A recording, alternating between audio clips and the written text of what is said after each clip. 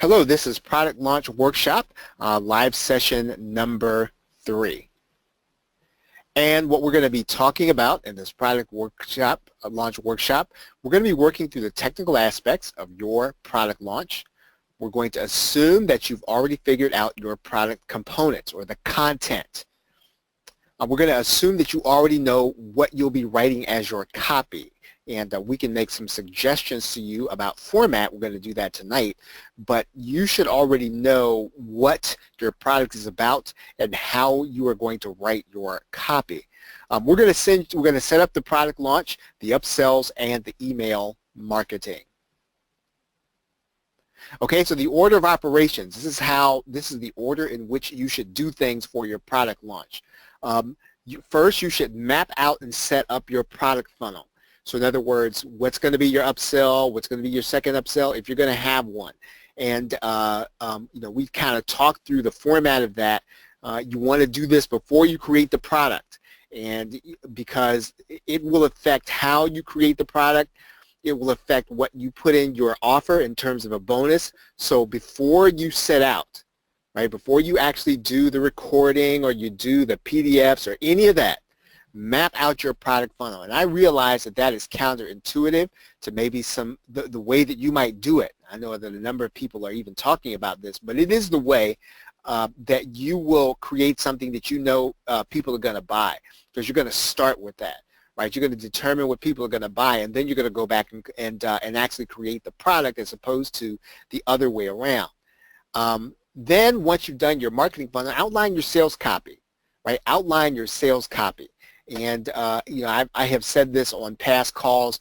If you have any problem with that, you can use David Fry's 12-step bulletproof sales letter.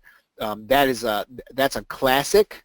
I think it's a classic guide that you can use in order to create a sales letter. And if you have never written copy before, if you follow that guide, you can create a decent sales letter just if you try to follow what he's saying in that guide. Once you have completed your sales copy, you should be starting the product creation process.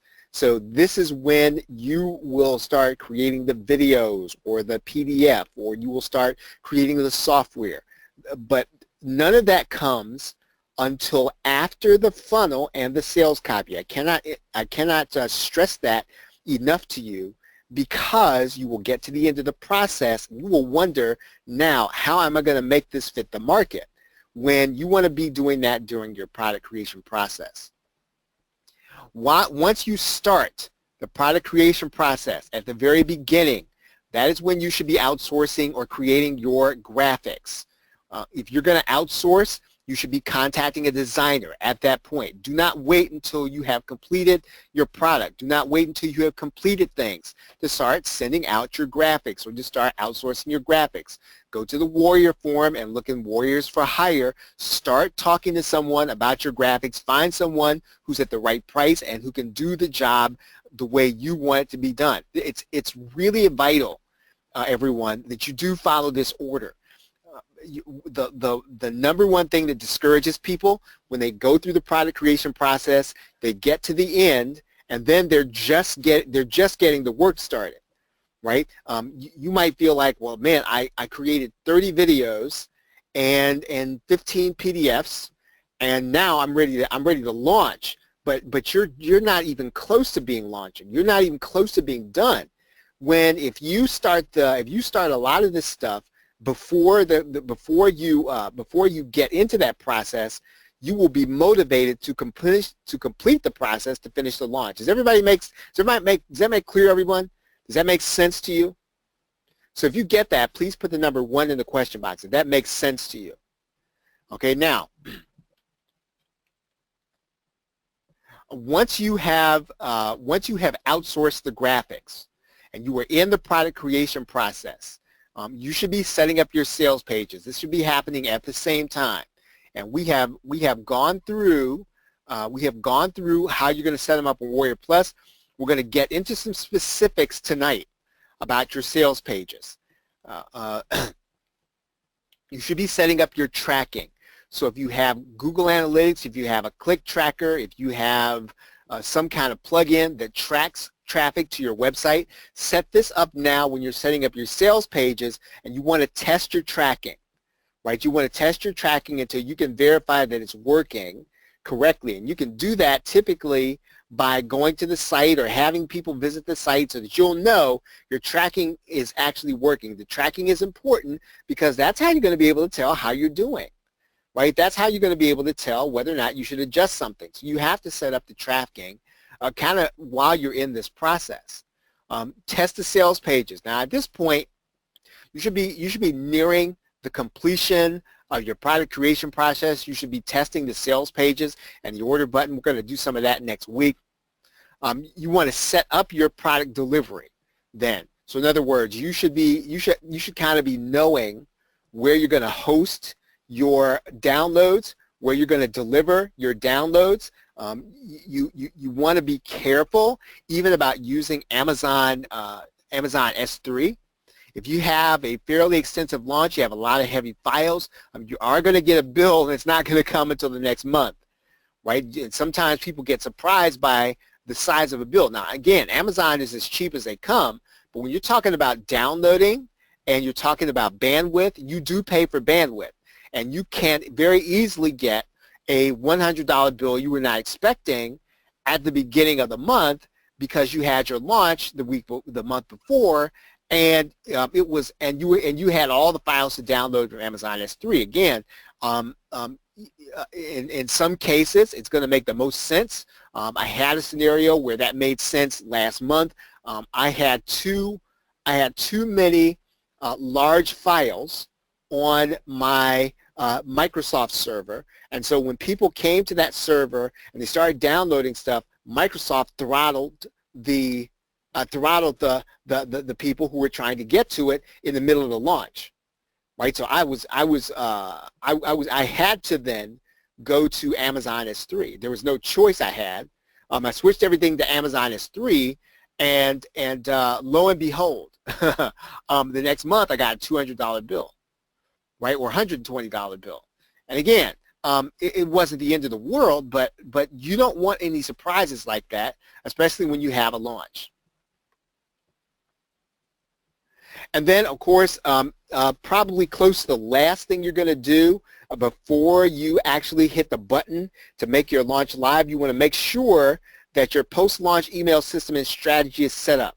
So in other words, whatever you're going to do to follow up, whatever you're going to do to make sure that people see all the upsells, whatever you're going to do to make sure people are being accommodated once they become part of your list, this is when you want to set that up. Right? Any questions?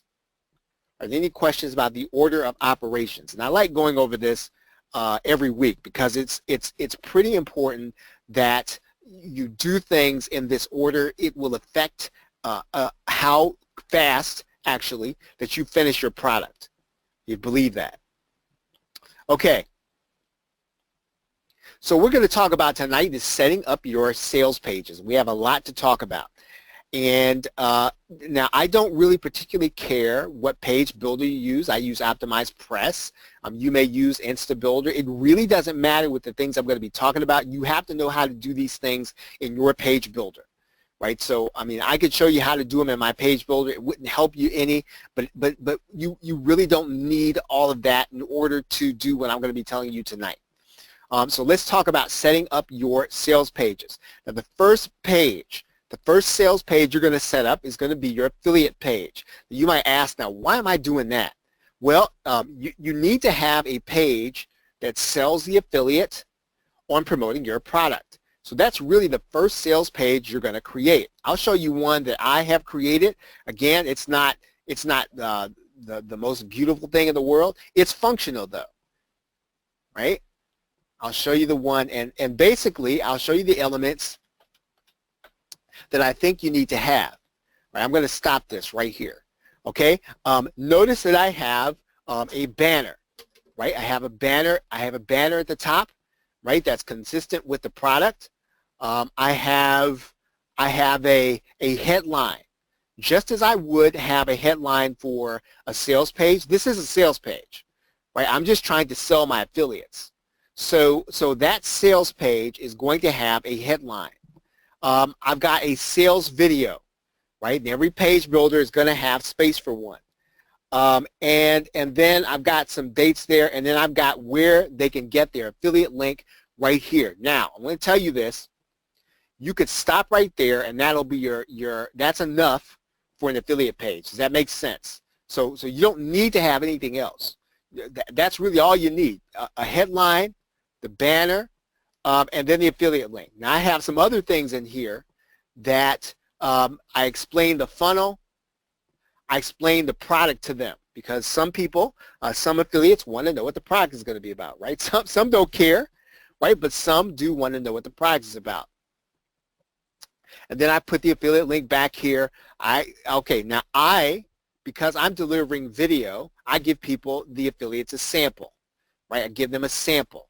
I show them what the sales page, what I think the sales page is going to look like. Now, I may not know at that point, but I will put in there what I have. I will give them swipes. So in other words, I will give them emails to use. And I expect that the people that I would allow to promote, that they would not just take my swipes and just use them word for word. I hope not. But regardless, I do give them swipes for them to be able to use. And then I give them access to a bonus page. And so this is a bonus page that they can use in order to almost act as a bridge page. So in other words, they're going to send their visitors to the bonus page first. The bonus page is then going to be clickable to the sales page, right? So is everybody clear on where I am right now? So if you're clear on where I am right now, just talking about the JV page, please put the letter with the number 2 in the question box. If you're with me on the JV page. Again, JV page does not have to be fancy. It shouldn't be. Right? All you need are the things that I have right here, right? They can look, and again, just make it look as professional as you can, and please do not try to make it look like anybody else's, right? You will burn time that you do not have. Now, obviously, you want it to be presentable. Obviously, you want it to look professional as you can make it. So use your page builder. Keep things spaced out, but again, don't try to copy or imitate anyone. Get the basic information up there, and again, over time, you can start to tweak things. When when you're comfortable, when you know what affiliates want, you can start to tweak things. Okay, so that is your affiliate page. Now, the affiliate page actually has a couple of components. Right now, you notice here I have in my menu, I have a swipe email page. Right now, this feature is something that you can do in Optimize Press. And I'm pretty sure you can do it in other stuff too. But if you don't have this, don't worry about that. You can probably do it in other page builders in a different way. But you do want to make the swipes accessible to your JV partners. Okay, and then what I have here is I have the option for them to create their own bonus page, right? Let me show you what the bonus page is going to look like, I think. Okay, so here's the bonus page. Now, again, what am I trying to do with the bonus page? Okay, okay, does everybody understand the concept of a bonus page? Okay, the bonus page is basically my way of helping the affiliates to promote my product. So it is another sales page, and you are creating a sales page telling people what the bonuses are going to be, but you're not going to use this page. Your affiliates are going to use it. Now, you can use it. I've used mine in the past, but it's mainly for your affiliates. So they will be able to send traffic to the bonus page so that people can see it before they make a decision whether or not they're going to click onto the sales page or not. Right? Does everybody get that? Does everybody get the bonus page concept for the affiliates? Right, for the affiliates. So if you get that, right, please put the number 3 in the question box. You're creating a bonus page for your affiliates. If you don't get it, please ask away. Ask a question if you don't get the concept. Okay, so now in the bonus page, what am I doing? I'm talking about the product, right? Again, I'm not doing anything fancy. I'm telling them what the bonus is going to be. Now, what I do, and I don't know if everybody does this, this is just what I do, I personally do not necessarily always like all the different e-covers to be on the bonus page that my affiliates are going to use in order to promote my product. And so what I do is I will go into Photoshop and I will create an e-cover for each bonus, right? So my e-covers, pretty much they're going to all look the same, and they are the same. They've got the different titles on there, but I am basically recreating and again, all this is just aesthetics. Right? I'm only doing this for aesthetics. I'm doing this so that it looks uniform, so it looks professional. It looks like something that hopefully the people who are coming to this page would want to purchase. Right? Is everybody clear on that? What you're doing with the bonus page? Right? This is for the affiliates, again, to promote. Now, you should be able to go and put your hands on. I like to use 5 for the front end and 5 for the back end, and 3 I like to have on my page just in case I never see these bonuses. Now, when it comes to delivering the bonuses, sometimes I will give the affiliate a link to be able to deliver the bonuses, right? If they want it. Most of the time, though, I will deliver these bonuses in my own back office. Right, does everybody get that? So does that make sense? So if you get that, please put the number 3 in the question box. So in other words, the affiliate's not going to deliver the bonus. They're not going to put it in their slot, right, for the bonus. I'm going to deliver the bonuses on my membership page, my download page, or in my back office.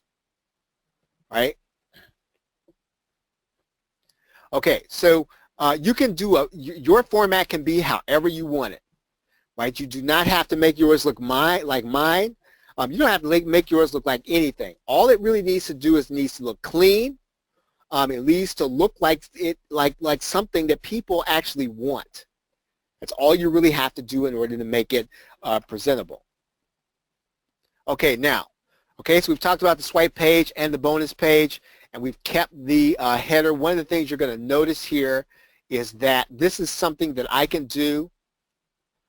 I like to put my header across everything. And I'm going to talk about that here in a minute. And the main reason I like to do that is because I don't want people to be disoriented. And I want them to know it's all associated with the same thing. Okay, Chantel is asking if there's one way better than another. Do you mean in order to create a bonus page? Or when you say one way better than another, Chantel, what do you mean? Okay, and while she writes in that question, okay, so that's my bonus page. And again, I did all this from scratch. I did all this in OptimizePress. So you can use your page builder to build one from scratch. You don't have to use a template. If you want to use a template, use one. If not, don't worry about it. Just make it professional and clean. Put the basic information on there. Is there one way better than the other? I think so, Chantel. Honestly, I think you should deliver the bonuses rather than if I'm your affiliate. I think you should deliver the bonuses, and here's why. What you don't want is you don't want to get support requests saying, hey, you know, Charles, I bought this through Charles's link, and he said, and he was supposed to give these bonuses, and he didn't. Can you talk to him, or can I buy through somebody else's link? Can you just switch out from him, and you can avoid all of that by just delivering them yourself. Now, you can also, what you can do is you can deliver the bonuses, Chantel, and you can also give them to the affiliates. But I do not want any variables. I don't want any variables that are under anybody else's control during a launch. That's my personal opinion about that. Does that make sense? Okay, great. Okay, so let's go back here. Talked about bonuses, talked about swipes, we talked about the basic home page. Next sales page is the affiliate bonus page. You just saw that. Okay.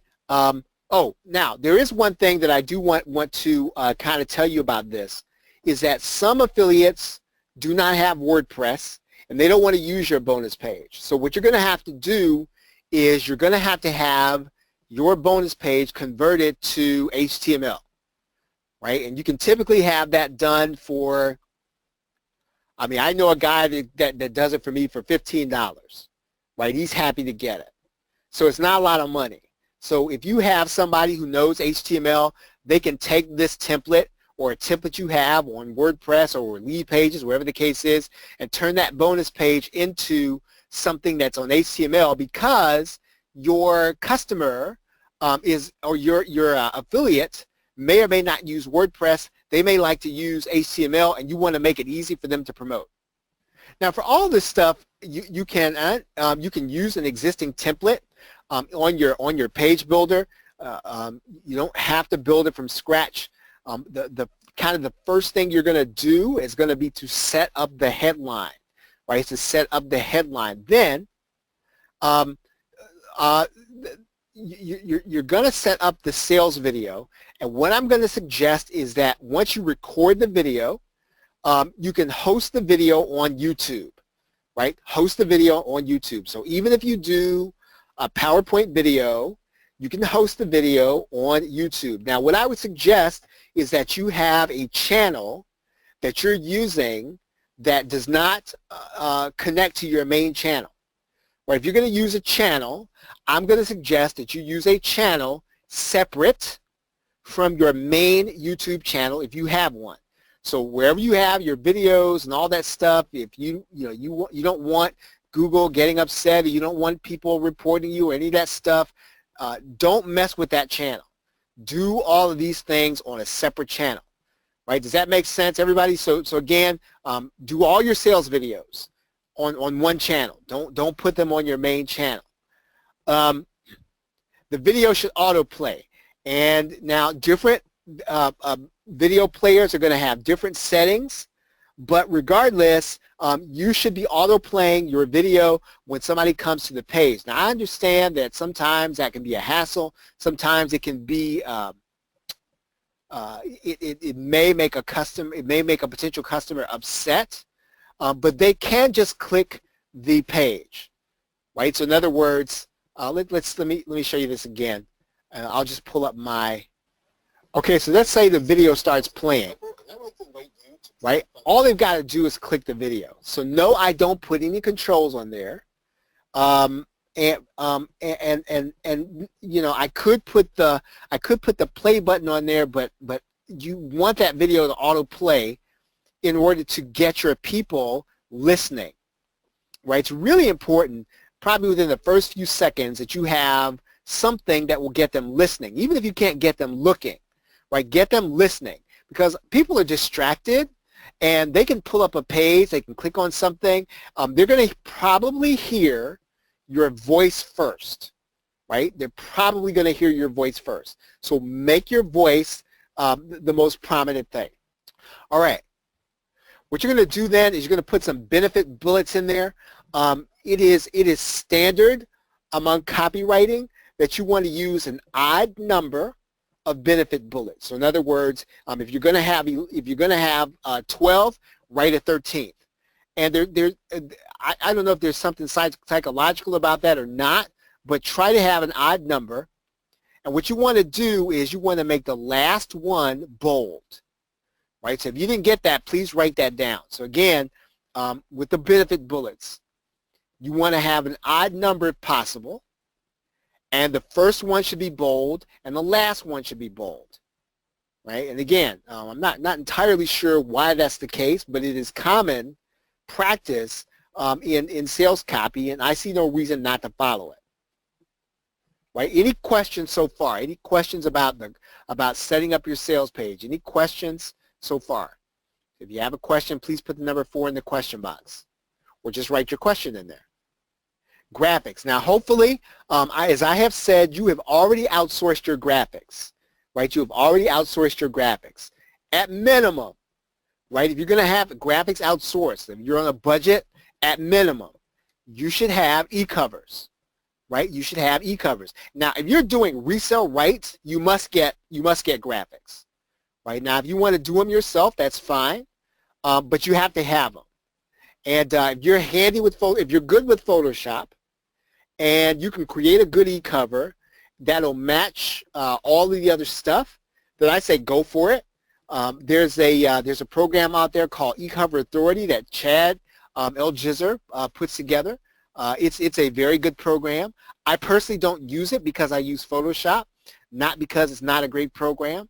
It's just redundant. I bought it when I was still making up my mind about Photoshop, and then I bought it, and then I bought Photoshop, and I just haven't used it. But I will say it's a great program. Chad stands behind it and improves it all the time. So if you're going to create e-covers yourself, use eCover Authority or Photoshop. Having banners, if you can have them, is important. And this is where I would start saying things like, have this outsourced. Again, unless you really do know how to create banners. What I would really highly suggest you do is focus on the JV process, focus on marketing, focus on the last parts of product creation. The graphics, and it's not that it's not important, it's just that you only have so much time during a launch, and you must work on marketing, right? Somebody has to do that part. And you know, I don't really have it in here for this course. Maybe I'll do an extra session, but you want to cultivate your relationships with your affiliates. And no, they're not going to all promote for you on a particular launch, but you want to be in contact with them. And you don't want to be in contact with them when your launch is coming. You want to be in contact with them in general, right? Is everybody clear on that? So when you're talking about do you have time to create banners, I'm going to say maybe, right? If you can have these outsourced, have them outsourced, and spend your time on the sales process. Is everybody clear on that? So if you get what I kind of went through just then, please put the number 4 in the question box if you get what I said, just about graphics and how you want to spend your time, because it's pretty important. Now, if you're a designer and you're good at this, I see no reason for you not to create your own graphics. You probably know what you want, but otherwise, you can probably get a decent set of graphics if you understand how to look to the warrior form. And I've done that on a number of occasions, and I'll probably do it again before this workshop is over, all 4 weeks. So we're talking about outsourcing.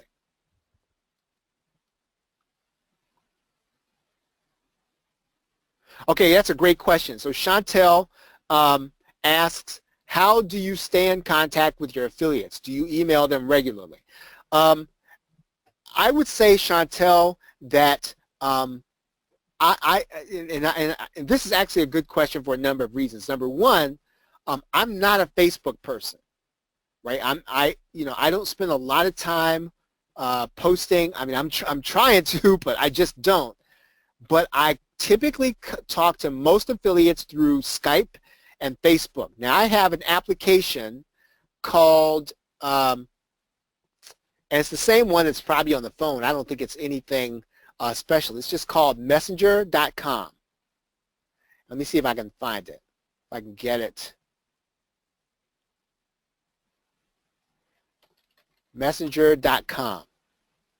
Okay, and so this these are all of my contacts in Facebook, and I'm talking to them in here, right? This is I'm literally talking to them through this application. Now I'm also using Skype, which you can also, there's a web browser edition of Skype.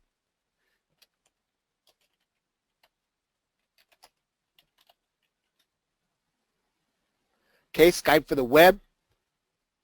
So so even if you have to use your mobile device, or even if you have to, you don't want to be in Facebook, it's really kind of important that you be contacting them.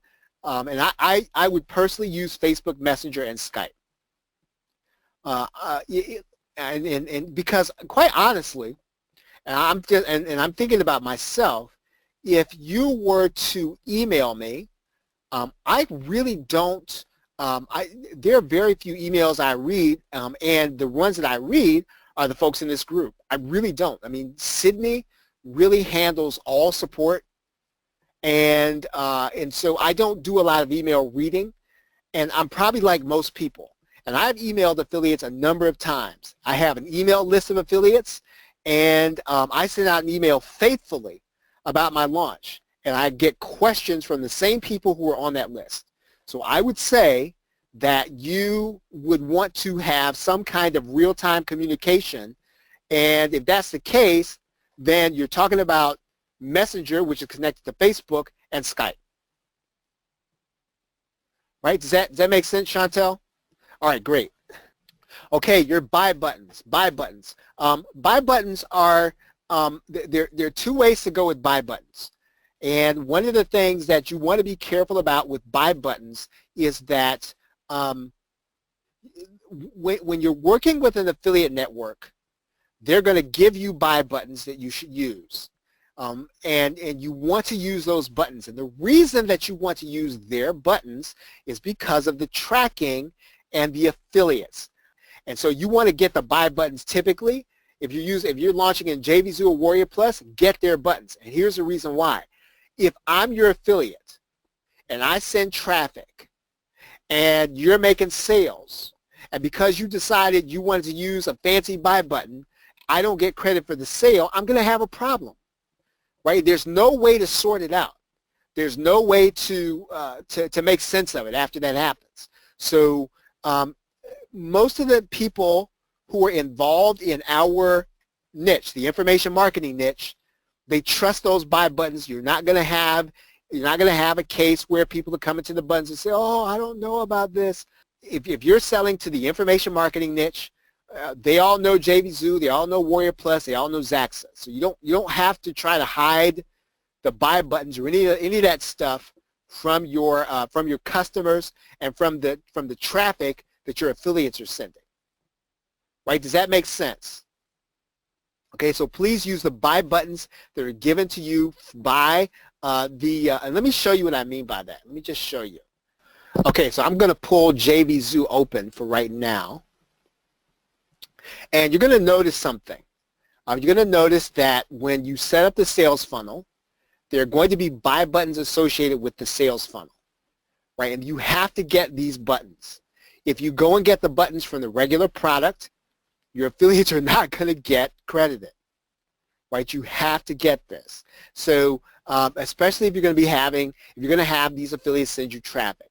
So you set up your sales funnel, you get the buttons associated with the sales funnel. Is that clear? Is everybody clear on that? So that makes sense to you. Please put the number 5 in the question box. Okay, I want to show you the same thing. I want to show you the same thing in Warrior Plus.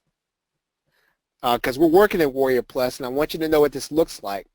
All right, so remember we did this offer, and okay, great. Okay, yep, Chantel, here we go. So let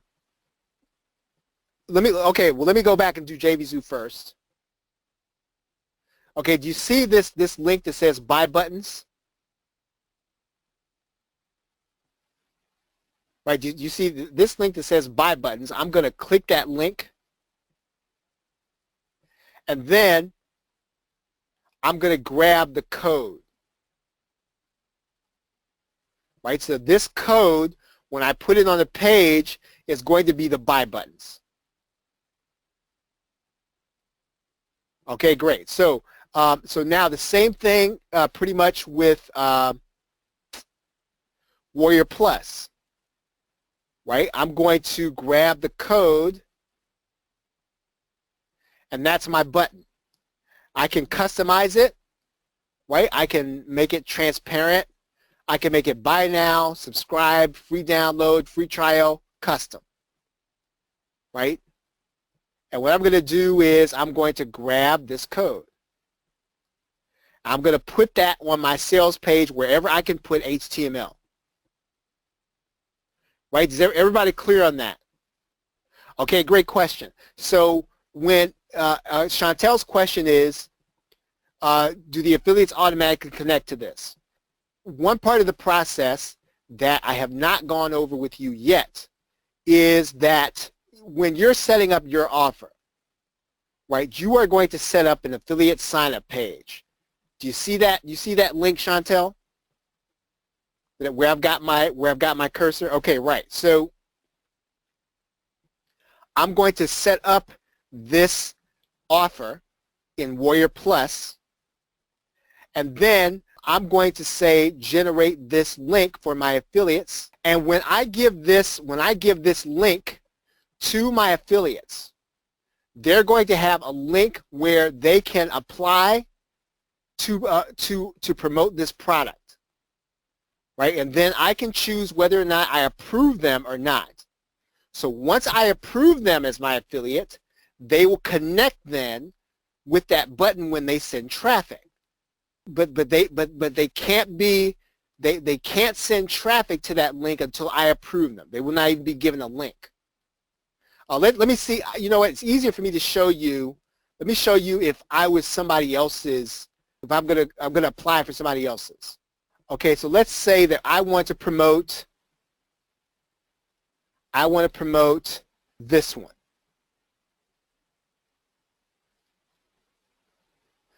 Let's see. Now I've already requested this one, so let's see this. Okay, so I requested this one. I get the link, and this is where I get my link. Right? When I get my link, I'm going to send traffic to this link, and it's going to automatically go to the sales page. Okay, so you see there he's got the button there. But yes, this is where I connect with the button. So I've got to be approved as an affiliate. I've got to send traffic to this link, and then I get connected to that button. Okay, great. Okay, good. Okay, does anyone have any questions about that? About the affiliate process? That was actually a great question, Chantel. I appreciate that. Any other questions about that? Okay, upsells. I talked about this a little bit before, and I just want to mention this again.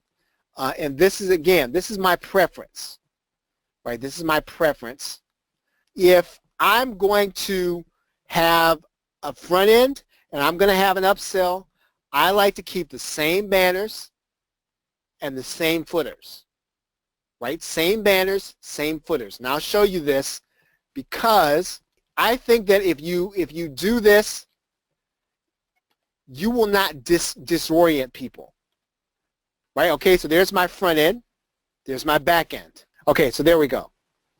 So the banners I keep consistent, and I think that if you can possibly do it between your front end and your upsell, you want to try to keep the graphics consistent and try to keep the banners consistent, because what you're trying to do is you're making a connection between the front end and the upsell, right? You can, and it's hard to do that if you have a totally different theme, right? And all this stuff happens in the background of people's minds. So they're not consciously making the decision, they're not consciously disoriented, but when you put two different sets of graphics from the front end to the upsell, you were disorienting people. You're sort of taking them out of their order.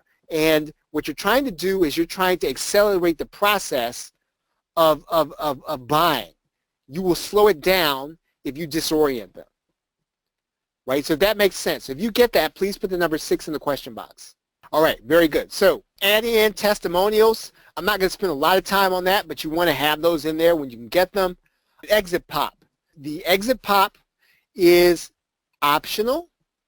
If you don't feel good about doing an exit pop, typically you're going to be able to do that with your page builder. There's a setting in Optimized Press where I can do that and send people to another page. But again, that is not necessarily, that's not mandatory that you have to do one. There's also the popover, and I do want to show you this. Let's see if I can find the page here. Okay, so here's Aweber, right? Here's Aweber.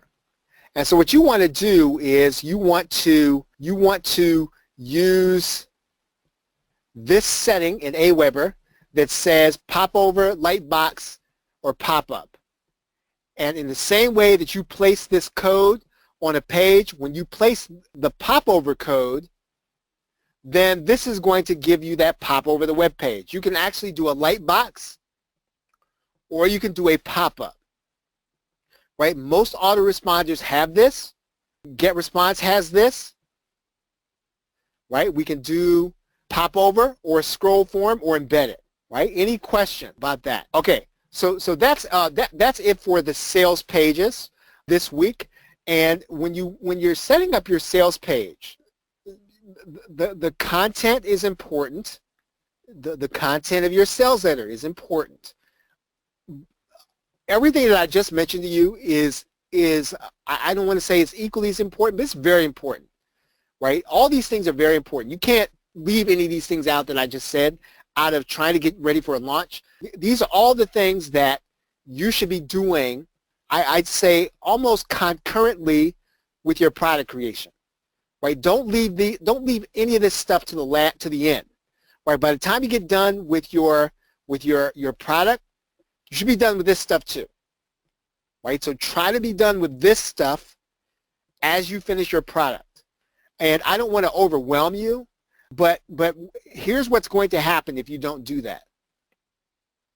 You're going to get to the end of the product creation process, and you are going to have a list of things this long, and you're going to say, "Oh my goodness, I don't feel like doing all this stuff." And the reason I can tell you is I can tell you from experience, and from having talked to a number of different marketers. You leave this stuff to the end, you will probably not launch. You'll have products that are sitting on your hard drive that you completed, but you will not launch them because this stuff will overwhelm you at the end of the process. All right? Okay, so any questions? Any questions? Okay, so let's see. It is about 9:26. So we're at a good breaking point. And what we're going to do is we're going to talk about upload and delivery next week, and then putting buy buttons on your page and getting ready to sell. Right? So with that, I think we are really just about done here. If you have any questions, please feel free to let me know what they are. And if not, hopefully this has been helpful for you, and you will be able now to kind of deliver a product and not and finish the process, right? The stuff that I just showed you is typically the stuff that you don't see. Okay, so what we're going to do, we're going to break here, and we're going to go on to week 4.